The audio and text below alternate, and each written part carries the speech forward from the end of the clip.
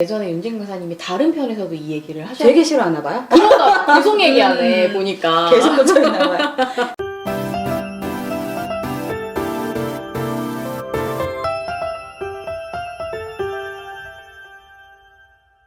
안녕하세요. 강사들의 방송 강사TV의 박윤진, 박정아입니다. 오늘도 반갑습니다.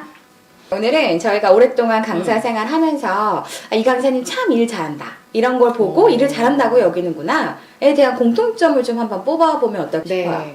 일단 강사뿐만이 아니고 뭐 직장인들이라든지 사업하시는 분들에게도 해당되는 또 이야기가 될 수 있어서 유익하실 것 같아요. 그죠? 네. 어떤 강사님들을 볼 때 일을 잘한다라고 생각하세요? 저는 주로 이제 프리랜서 강사님들을 많이 만나다 보니까 협업을 잘하는 강사님들이 좀 일잘러라고 느껴지는 경우가 되게 많아요. 네. 그러니까 우리가 프리랜서 강사라고 하면 뭔가 혼자서만 계속 일을 할 거라고 생각을 하지만 사실 그렇지 아니죠. 않잖아요. 네. 뭐 일회성 기업 교육을 나갈 때는 혼자 하는 거지만 의외로 기업에서는 30회차 교육, 50회차 교육 뭐 이런 대형 프로젝트들이 들어갈 때는 거기에 강사님들이 뭐 적게는 5명, 많게는 10명, 15명까지 투입되는 경우들이 많단 말이죠. 그때 강사님들 이렇게 모셔놓고 함께 프로젝트를 한번 해보면 협업을 진짜 기가 막히게 하시는 분들이 있다라는 걸 좀 느끼더라고요. 협업을 기가 막히게 한다, 잘한다, 이런 건 뭘까요?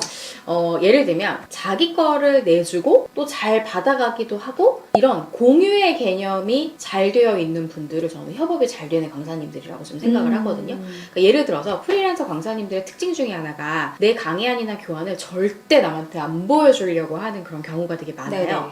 이거는 이유가 두 가지인데, 첫 번째는 이 강의안은 진짜 나만 알고 싶은 컨텐츠가 담긴 거라서 보여주기 싫은 경우도 있지만, 두 번째는 진짜 별거 없어서 쪽팔려서 보여주는 그런 경우도 있거든요. 네. 근데 협업이 잘 되는 강사님들은 프로젝트를 할 때 어떤 교환을 공유를 받았잖아요. 고마워하면서 내 거를 또 쉐어해 줄 수도 있는 그런 분들인 것 같아요. 근데 이제 여기서 이제 문제가 생기는 게 뭐냐면, 내 거는 갔는데 다른 사람들은 아무도 공유를 안 해.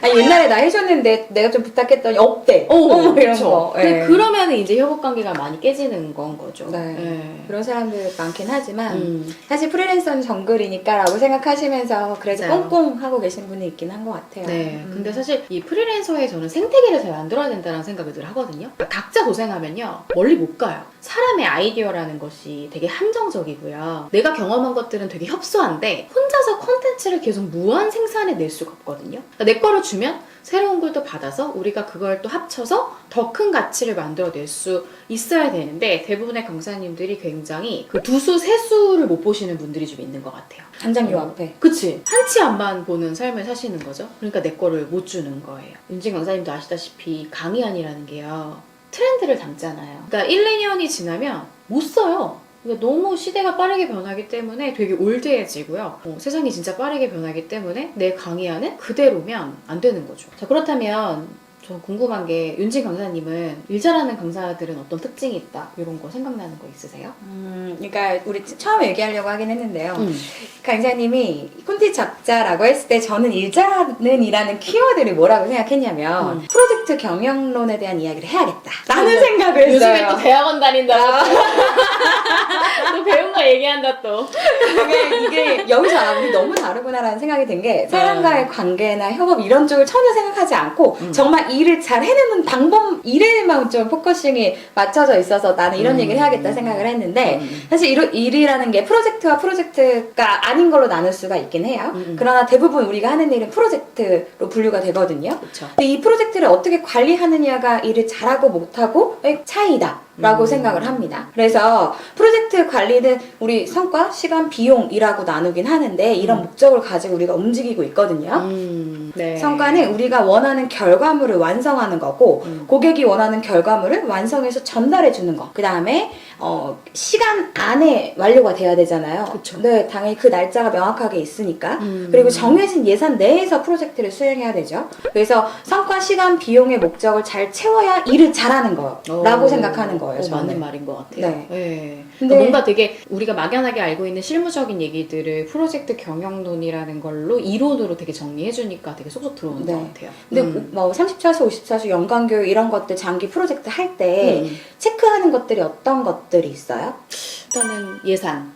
또 중요할 것 같고요. 강사님들 강의료에 대한 부분들, 네, 비용. 그다음에 커리큘럼 어떻게 이제 그렇죠. 만들지에 대한 내용도 구성해야 되고요. 네. 그다음에 어떤 강사님이 몇 회차 수를 나갈지에 아, 대한 것들도 조율이 돼야 될 것 네. 같고, 강사님들 스케줄도 되게 중요할 것 같기도 하고요. 네네네. 그렇죠? 그다음에 고객사가 무엇을 원하는지에 대한 요구 분석도 필요할 것 같기도 네, 하고. 중요하죠. 지금 얘기하신 게 다 프로젝트의 영역 안에 들어가요.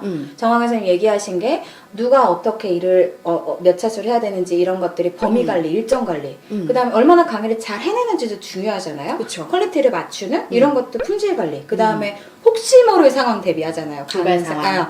리스크 관리, 또 돈 관리, 리소스 관리, 그다음에 우리가 관리 안 한다고 생각하는 관리 중에 하나가 의사소통 관리도 한다고 해요. 뭐 카카오톡으로 조율할지, 메일로 조율할지, 전화로 할지 이런 것들. 그렇죠. 네. 채널. 네, 채널. 그다음에 이해관계자 관리, 아까 고객 요구사항 확인하는 거, 이런 것들이 다 저는 일할 때 가장 중요한 포인트 드리고 이것들을 잘 채워졌을 때 일을 잘한다라는 소리 듣는다라는 생각을 했어요. 네, 이런 프로젝트의 목적을 잘 채울 줄 알고 명확하게 분석해서 일을 분배하고 그리고 총괄하는 우리 이제 정황 강사님의 역할 그리고 저의 역할, 이런 영역들을 PMO의 영역이라고 합니다. 그러면 강사님들 같이 따라와 주시는 분들을 프로젝트 매니지먼트라고 하는 PM 이라고 표현하죠. 저는 PMO를 잘 따라와주는 분이 일 잘하는 분이라 생각합니다. 말 잘 듣는 강사. 잘 따라오겠습니다. 신뢰도 중요하니까요. 근데 내가 알고 있는 걸 전부라고 생각하고 타인을 믿지 않는다면 저뿐만 아니라 누구랑 일해도 일 잘한다는 소리 듣기 힘들지 않을까요? 그럼 PMO의 역할, PM의 역할 이런 것들 사전에 업무 분장을 잘 해놓고 그 약간 선을 넘지 않는 그런 센스도 되게 중요할 것 같다는 생각이 좀 드네요. 그리고 저는 일을 잘하는 강사님들을 보면 가끔 이런 생각을 할 때가 있어요. 이 강사님 진짜 손이 안 간다. 그러니까 손 안 가게 되게 2번, 3번 요청하지 않게 필요한 것들을 정말 척척 보내주시는 분들도 저 너무 좋아요. 그러니까 예를 들어서 강사님 이번에 뭐 어디 기업에 제안을 넣으려고 하는데 프로필 좀 보내주시겠어요? 제가 이렇게 얘기를 했어요. 그러면 프로필이 정말 손댈 게 없을 정도로 너무 깔끔한 거예요. 자기 경력을 쓸 때 시대순으로 현재 있는 내가 지금 하고 있는 일부터 해서 과거의 일까지 위에서 아래로 써줘야 되는 거잖아요. 그러니까 현이 위로 가고 전이 아래로 가고.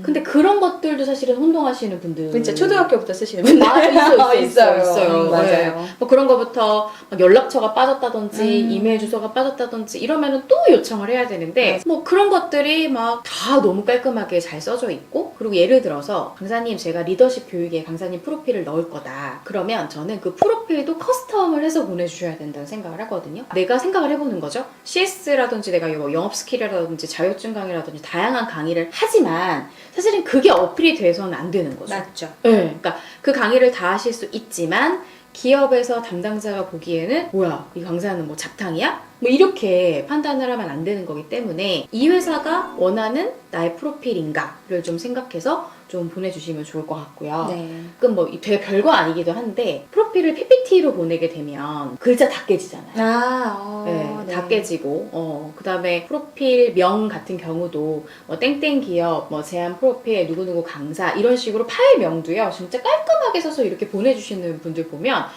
진짜 되게 센스 있게 잘 만들었다. 정말 이분은 정말 손이 안 간다. 약간 이런 생각을 할 때 제가 이분은 강의도 왠지 잘할 거야. 맞아요. 후광 효과. 맞아요. 좀 그런 느낌 있잖아요. 아니 실제로 증명된 건데요. 저도 진짜? 프로필을 보내오는 프로필의 내용까지 들어가지 않아도 이메일의 제목과 내용, 첫 시작이 뭘로 시작하고 뭘로 끝나는지만 봐도 이분 강의 잘하겠다고 보여요. 그렇죠.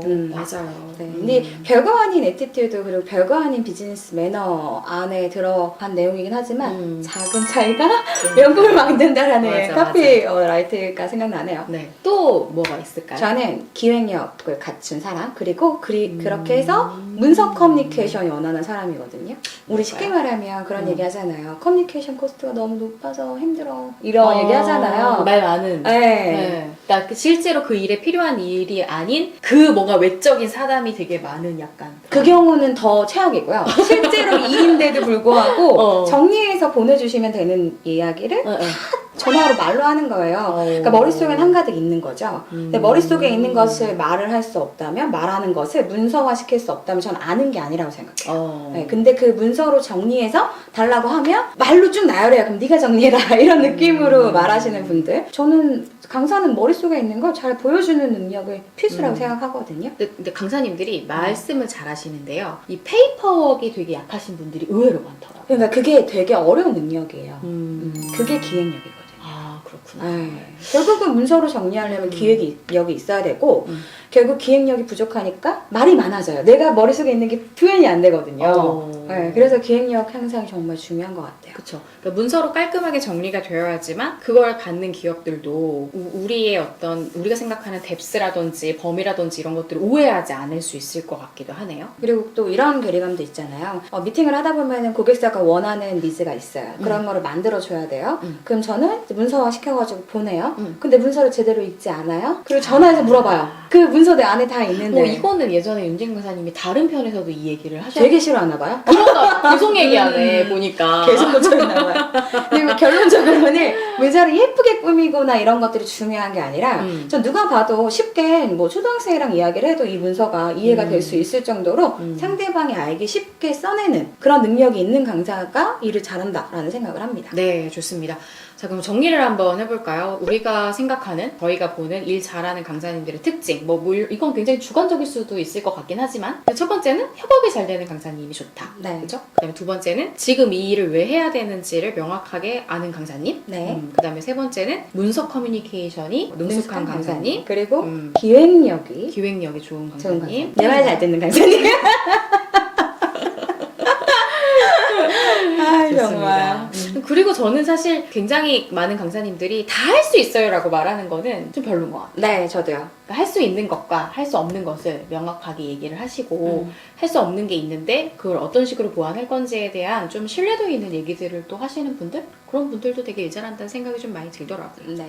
프리랜서 강사라고 해서 혼자 일하는 건 아니잖아요. 그렇죠. 네, 말씀하신 대로 많은 사람들과 연결되고 또 여러 개의 프로젝트가 모여서 프로그램이 될 만큼의 업무로 커져가는 상황이 많습니다. 이렇게 우리는 누군가 협업하는 경우가 많은 만큼 우리 모두 일잘러가 돼서 스마트하게 강의하는 강사님들이 되셨으면 좋겠습니다. 그럼 오늘도 강사TV에 좋아요, 구독 눌러주세요.